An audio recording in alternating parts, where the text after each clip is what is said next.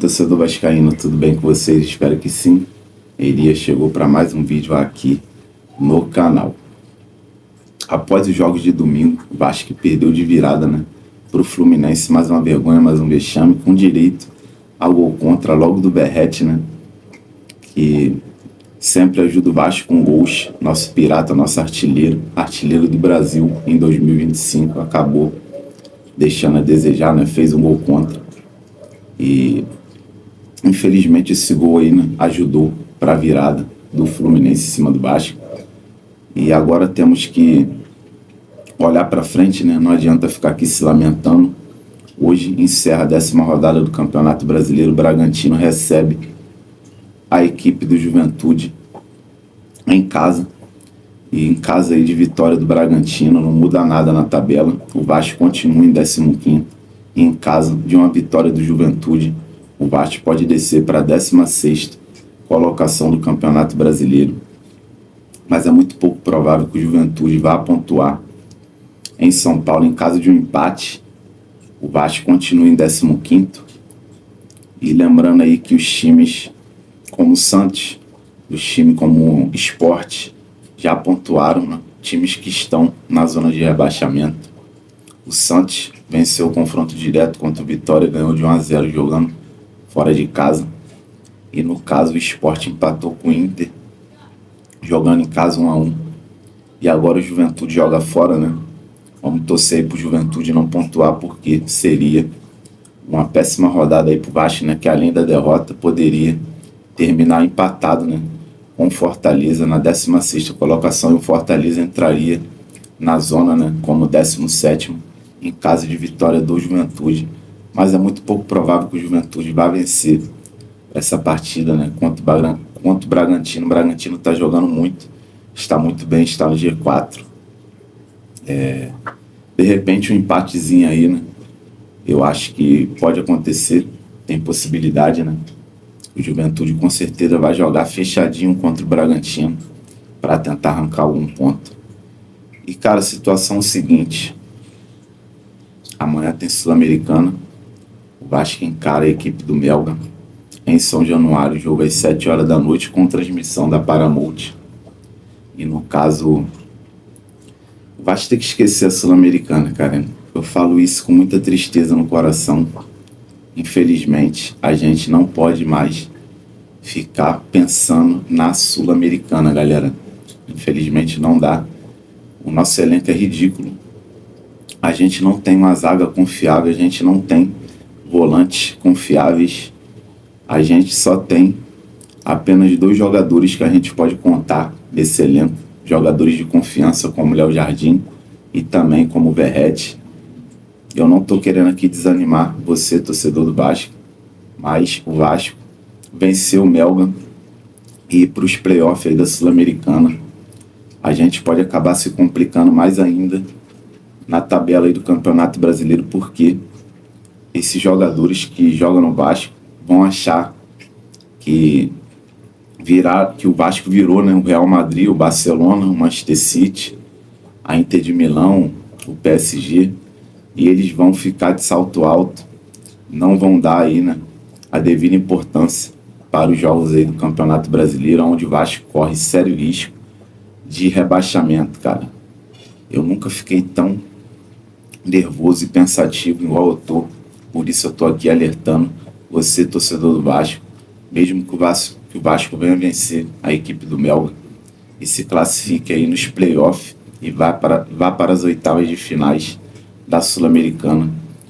Cara, a gente não tem uma diretoria competente capaz de trazer um executivo de qualidade para contratar jogadores para ajudar, né, a encorpar o elenco, para ajudar o Vasco ter um elenco competitivo. Mal o Vasco tem um time. A gente vive reclamando do Felipe Coutinho, né, que não jogou essa partida contra o Fluminense. Estava aí suspenso, né? Foi expulso na equipe, no jogo contra o Fortaleza, né? E vocês viram a falta que o Felipe Coutinho fez, mesmo ele não performando em alta, mesmo o Felipe Coutinho não estando aí na sua melhor fase, ele fez uma falta tremenda nesse jogo contra a equipe do Melgar, né? Então, contra a equipe do Melgar não, perdão, contra a equipe do Fluminense no clássico, né? No Maracanã. Então, cara, a gente vê que essa diretoria incompetente do Pedrinho e sua turma, seus amigos que estão fazendo parte, né, também dessa diretoria omissa, eles não têm capacidade de trazer um executivo à altura do Vasco da Gama, à altura da camisa gigante que o Vasco tem. Então, eu acho até melhor que o Vasco, mesmo que ganhe amanhã, né, pela honra, pelo menos para ir para os playoffs da Sul-Americana. Se a gente for eliminado dos playoffs, eu não vou ficar chateado, eu vou me conformar, eu vou agradecer, porque a gente corre sérios riscos de rebaixamento. Essa é a realidade. E entrando aqui um pouco no tema do jogo de amanhã, Felipe Coutinho, né, vai estar de volta aí, né, vai jogar, até porque é uma competição diferente, é sul-americana, né? O Vasco vai ter aí à disposição todo o seu elenco. Teremos aí Felipe Coutinho, Nuno Moreira, Ryan, Verrete, todos os jogadores à disposição, né? Os zagueiros, os laterais, todo mundo à disposição do técnico Fernando Diniz, mas a gente não sabe se o Diniz pode vir fazer alguma mudança no time, né? A princípio, ele deve estar dando sequência, né, para essa mesma escalação que ele já vem utilizando, né, desde o jogo contra o Lanús, no caso aí com Léo Jardim, Lucas Piton, PH, Luiz Gustavo, João Vitor, Hugo Moura, Tietê, Felipe Coutinho, Verrete, Ryan e Nuno Moreira. É bem provável que o Diniz vá com essa escalação, não faça nenhuma alteração. E os jogadores de sempre, né, no banco de reserva, Matheus Carvalho, a gente sabe que o Jair está de saída do Vasco, então é muito pouco provável que o Jair vá ser relacionado. E no caso aí, né, Adson, Garré, Lucas Oliveira, Lemos, Fusato, Zucarello, o outro menino da base, o Felipe Gabriel, né, o goleiro da base, né, entre outros jogadores aí no banco, à disposição aí do técnico Fábio Carille. Então, essa é a tendência, que o Fábio Carille vá com a mesma escalação do jogo que enfrentou, né, o Fluminense, e também enfrentou Fortaleza e Operário. E Lanús, né, o Diniz está dando sequência para essa mesma escalação. Não sei se vocês perceberam, mas o Diniz evita de ficar mexendo nesse time, fazendo muitas mudanças aí bruscas.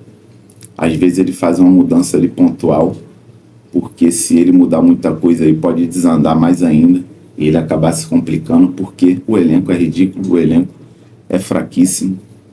De repente o Diniz pode estar fazendo uma mudança aí, né? De repente no meio de campo, mas acho que ele não vai mexer no meio de campo, porque o único jogador lúcido nesse meio de campo do Vasco, principalmente na volância ali, né, é o Tietê e o Hugo Moura. O Hugo Moura tem seus defeitos, mas é um cara que é o único primeiro volante, né, de qualidade que o Vasco tem no elenco. Para falar a verdade, nem de qualidade, né? É o único que consegue exercer sua função e não compromete muito, né? Até porque Matheus Carvalho, que é outro primeiro volante, é fraquíssimo, é péssimo. A gente viu aí a qualidade dele, né, nesse jogo contra o Fluminense. Realmente não dá para contar com o Matheus Carvalho, não tem como. Jogador, para ser sincero, não tem qualidade nenhuma, né? Pra gente falar aqui de qualidade, o cara tem que ter aí, tem que ter bola, né? Tem que ter técnica, tem que ter um pouco aí também de raça, e também tem que ter alguma coisa diferente, e o Matheus Carvalho não tem um passe bom. O Matheus Carvalho não é um cara que tem muita qualidade defensiva, né? É fraco defensivamente, tem um passe ruim, erra muito passe, e é um cara também que é desarmado direto. Então, o Hugo Moura acaba sobressaindo sobre o Matheus Carvalho. Então, o Diniz vai, com certeza, manter a mesma escalação aí, né? E Adson, esses jogadores que a gente tem tanta esperança, o próprio Paulinho também, que eu nem citei aqui, são jogadores que depois que se lesionaram não conseguiram voltar bem, né? Depois da lesão. Jogadores aí estão ainda muito abaixo. Então, a princípio, o Diniz não vai estar fazendo nenhuma mudança brusca. E eu até concordo com alguns torcedores aí que pediram, né, pro Diniz escalar um sub-20, escalar reservas aí, né, para não priorizar a Sul-Americana, mas enfim, não sei se também se vai valer a pena você escalar sub-20, escalar reservas, até porque o Vasco precisa de dinheiro, né? O Vasco está com transfer ban aí na costela, o Vasco está devendo a Deus e o mundo, então o Vasco precisa dessa vitória, até mesmo para arrecadar dinheiro, né? Porque cada vitória em jogos da Sul-Americana, o Vasco recebe mais de R$1 milhão, né? Então, o Vasco necessita dessa vitória na fase de grupo aí, né? Para entrar um dinheiro. E já a situação aí, em caso dos playoffs, a gente não vai estar aqui com esperança. Que se for para sair, é melhor sair nos playoffs aí, não adianta ir para as oitavas, para depois o Vasco querer focar na Sul-Americana e depois, consequentemente, sofrer no Brasileirão. Essa é a minha opinião. Amanhã a gente vai vir com mais informações aí do jogo.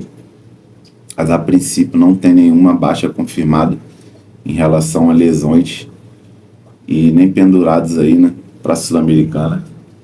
A tendência mesmo é que o Diniz vá com a mesma escalação que jogou, né, que botou, né, em campo contra o Fluminense, que é a mesma escalação que jogou nos jogos anteriores, né.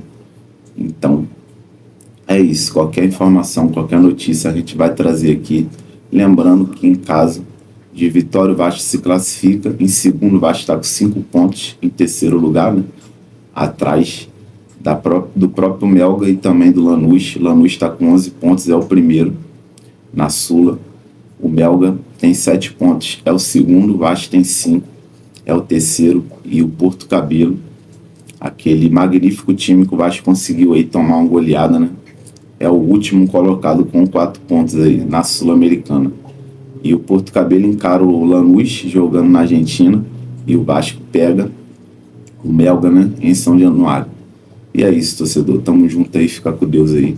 Saudação vascaína.